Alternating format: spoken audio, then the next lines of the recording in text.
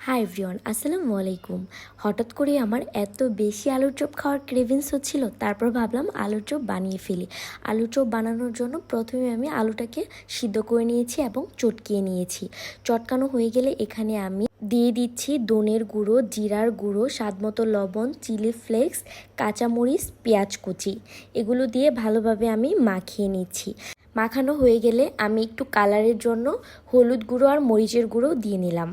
এরপর ভালোভাবে মিশিয়ে নিতে হবে। এই চপটা খেতে এত বেশি মজা হয়, আপনারা চাইলে এভাবে বাসায় তৈরি করে খেতে পারেন। এটা সত্যি অনেক বেশি মজা হয়। এটা যেহেতু ডিম আলুর চপ, তাই আমি ভিতরের লেয়ারে আমি ডিমটা দিয়ে এরপর উপরে আমি আলুর লেয়ারটা দিয়ে দিচ্ছি। এভাবে আমি সবগুলো চপ বানিয়ে নিচ্ছি। বানানো হয়ে গেলে আমি আগে থেকেই ডিমের মধ্যে হালকা লবণ আর ব্ল্যাক পেপার দিয়ে ফেটিয়ে নিয়েছিলাম। ওখানে আমি প্রত্যেকটা চপ গড়িয়ে এরপর আমি ব্রেড ক্রাম্ব দিয়ে নিচ্ছি। ব্রেড ক্রাম্ব দেওয়ার ফলে কি হবে, এটা খেতে অনেক বেশি ক্রিস্পি হবে আর অনেক বেশি মজা হবে।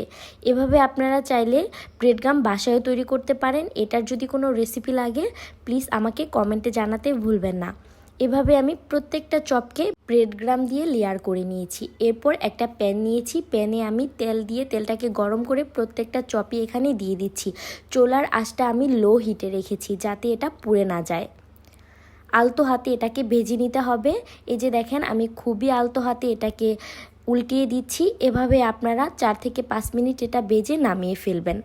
এটা বেশি নাড়াচাড়া করা যাবে না, যেহেতু এটা আলুর চপ। আলু অনেক নরম হওয়াতে এটা ভেঙে যাওয়ার সম্ভাবনা থাকে। চপগুলো এখন হয়ে গিয়েছে, আমি এক এক করে নামিয়ে নিচ্ছি। নামিয়ে একটা প্লেটে সার্ভ করে নিচ্ছি। নিচে একটা টিস্যু পেপার দিয়েছি যাতে এক্সট্রা তেলগুলো বেরিয়ে যায়। এই আলু আর ডিমের চপটা খেতে অনেক বেশি মজা হয়। ভিতরে অনেক নরম থাকে আর বাইরে থাকে ক্রিস্পি। সস দিয়ে খেতে এটা যে কী পরিমাণ ভালো লাগে।